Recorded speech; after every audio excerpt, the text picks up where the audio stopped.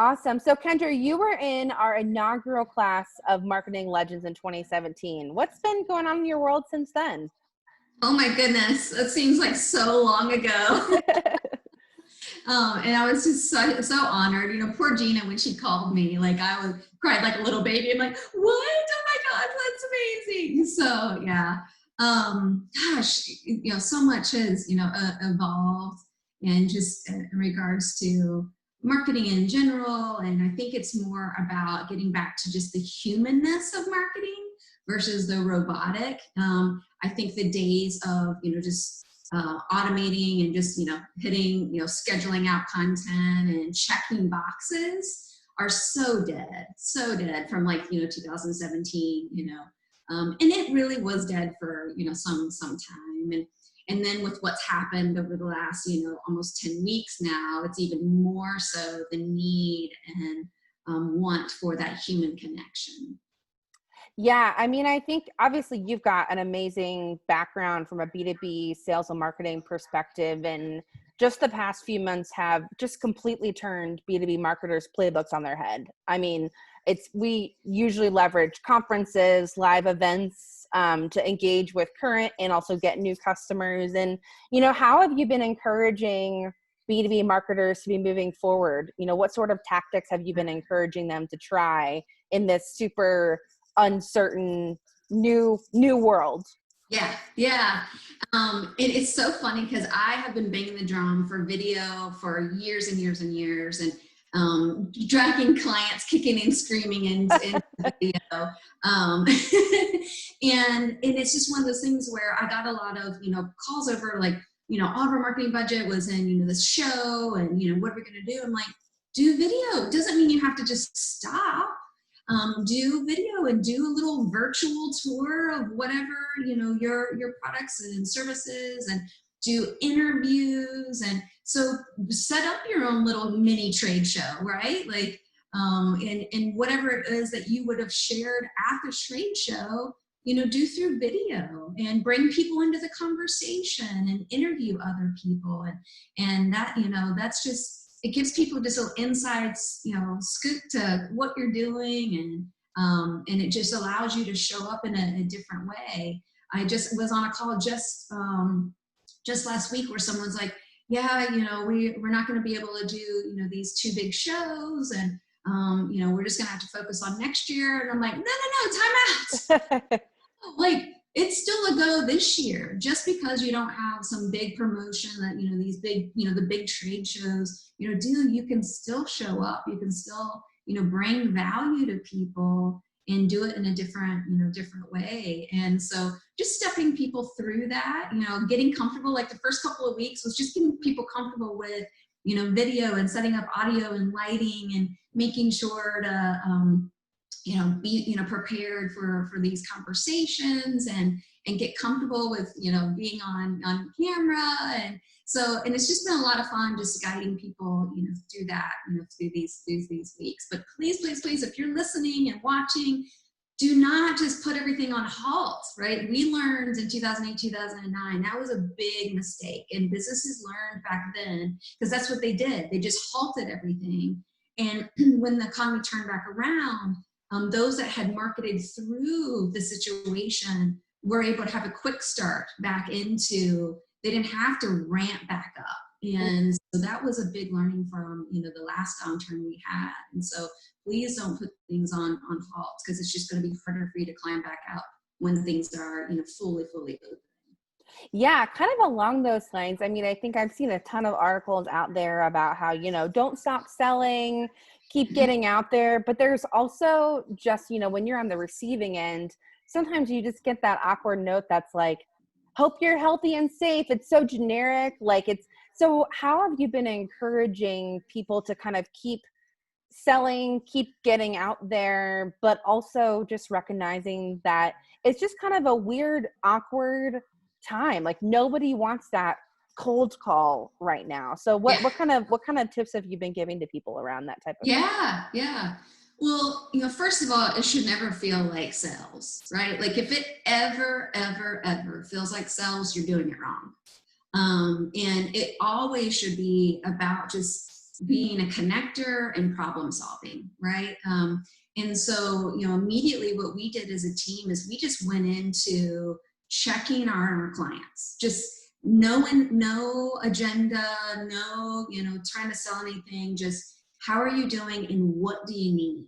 Like, what do you need? How can we be of service? Do we want to do some brainstorming together on, okay, you had this target audience. Now maybe should we pivot and look at a different target audience? Taking like the essential businesses list and seeing, okay, how can we now apply our services, to the essential businesses? Maybe there were some on that list that we hadn't worked on before, and now we have that opportunity.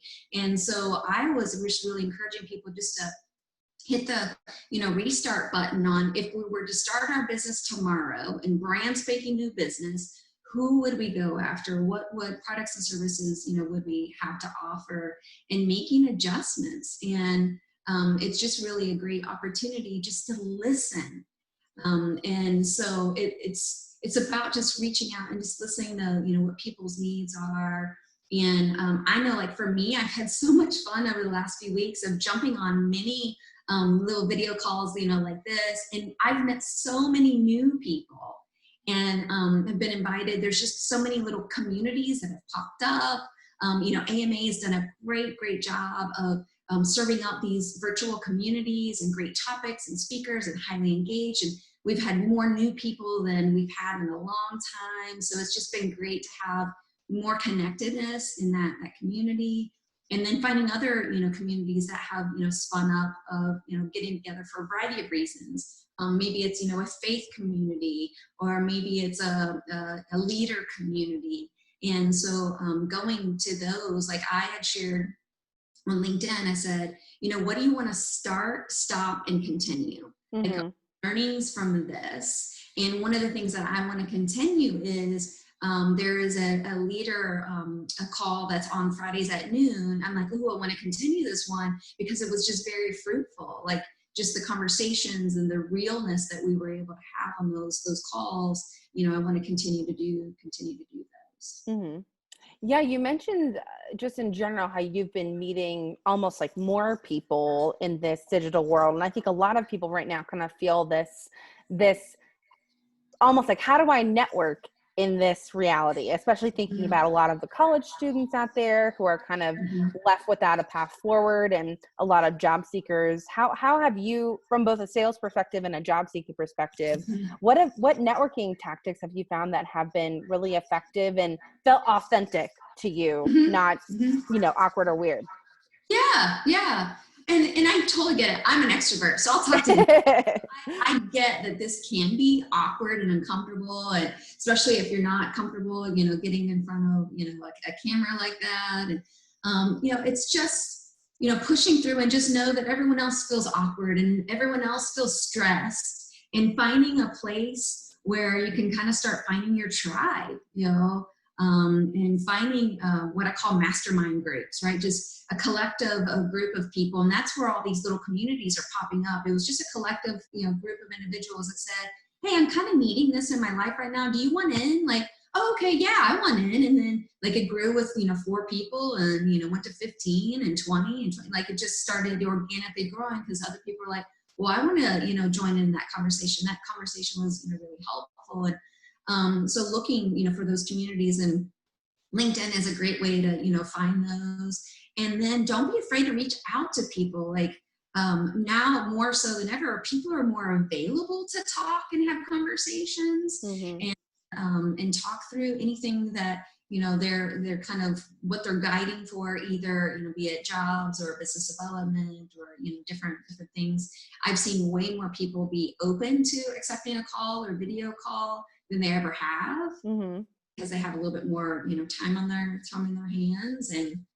And we, especially in our community, we have such an amazing, connected, and giving community.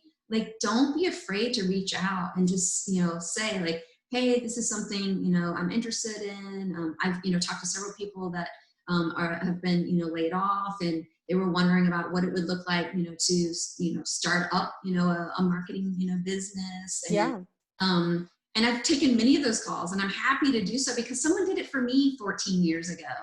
And I've had so many people build into me through this whole, my whole career.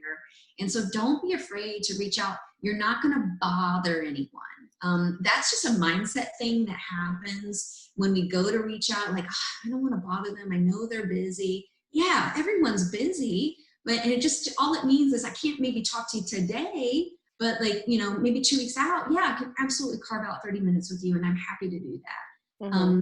So just get out of your head, like, because that's going to stop a lot of us is, the limiting beliefs of, well, who am I to reach out to that, that person, do it. Like, what's the worst thing that can happen, right? They just don't respond. What I have found through the years is we have such an amazing community. We rally around each other. We really do. Yeah, I think if anything, that's what I'm super appreciative in this time is I just feel like, and I haven't lived too many other places, but I just feel like Cincinnati has this like welcoming, never say no to coffee meeting attitude. And it's just so pervasive. So I agree with you. I think the biggest thing is encouragement, reach out. The worst thing that can happen is someone doesn't respond, and just be yourself and don't be afraid to kind of ask for help. One last question. I've been talking to a lot of different college students right now who are just trying to understand, how do I move forward in this super uncertain world? What skills do I need? What skills do I already have that are even most valuable? So interested in your perspective on specifically as it relates to skills, like look 5-10 years from now, what skills are going to be most important, do you think, for marketers and salespeople moving into the future, given our current reality? Yeah, so let me shake my crystal ball. Yes, shake it up. Oh my gosh, I'd be a billionaire if I could tell you what the world's gonna look like in 10 years. But really and truly, at the end of the day, no matter what's kind of swirling around, at the end of the day, it's about, communication skills. It's about learning skills. Just always be curious. Like my whole career, no one said, hey, Kendra, you need to go learn X. Like that never happened. It was because I'm a curious by nature. I love to learn, not so much when I was in school, didn't love it. I love it, so find topics that light you up like a Christmas tree. Like I always tell people, like, find things that when you're doing it, it just lights you up. You're like, you're on, you're doing it. And then like, go do more of that. And in the beginning, like when I was coming out of college, I always wanted to know, I wanted to do business. I loved business my whole life. I played business as a kid. Yes, I was a weird kid. But like, you have to try a bunch of different things, because when you're first starting out, you're going to try some things and like, oh, I thought I wanted to do this, and now I'm not loving it as much, but I like this over here. And so don't be afraid to like try different things, but just always being curious and learning. Find mentors. And it doesn't need to be some formal arrangement. It just, when I had questions about things fresh out of college, I was not afraid to just go ask for help or ask people that were in roles that I wanted to grow into. So I wanted to climb the corporate ladder. I wanted bigger things for myself. And so I would go to the people that had the life that I wanted to have, or the job that I wanted to have. And I would, ask them like, hey, could I take you to lunch? Could I, have a Zoom call with you and learn? I'll never forget one gentleman, a multimillionaire, like very, very successful, owned 13 businesses. I was just like, this guy's got a wealth of knowledge. And I just am going to ask him if I could just do a call for 15 minutes. And so I sent him a note and I said, hey, I just so admire all the work you're doing. Like, it's just incredible the things that you've been able to do and grow. And I can't even imagine managing one business, let alone 13. How did you do it? And I just simply said, hey, would you be willing to take a 15-minute call? And he got back to me and said, yes. Mm-hmm. Then I panicked. I'm like, oh gosh, no. What do I ask? I was so incredibly grateful that he said yes. And so I met with him. This was obviously, back when we could meet with people. And this was several years ago. And not only did he spend 15 minutes with me, but he spent 2 hours with me. Wow. Just really challenged me in some of my thinking. He encouraged me to think bigger than what I was thinking. He validated me in some areas that I had, kind of lack of confidence in. And that was the most incredible 2 hours in my career. But had I not taken a chance and just send a note and ask, again, I didn't ask for lots of time, I just asked for 15 minutes. And, we walk out there 2 hours later. Like, I've had so many of those types of conversations throughout my career of just don't be afraid to go ask people that are in roles that you want or things that you want for yourself. And all the things you're doing as a student and a new, grad, it's all transferable. If you take anything away from this conversation, at the end of the day, people hire people, they don't hire pieces of paper. Mm-hmm. I'm going to say it louder for the back.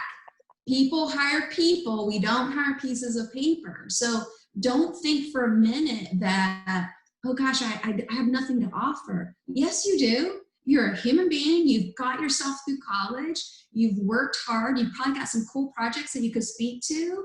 You could do some volunteer work. You could do some small little projects or something to just get some things under your belt. Like, there is so much transferable knowledge and skills that you have. So please don't think for a minute that what you have to offer isn't valuable.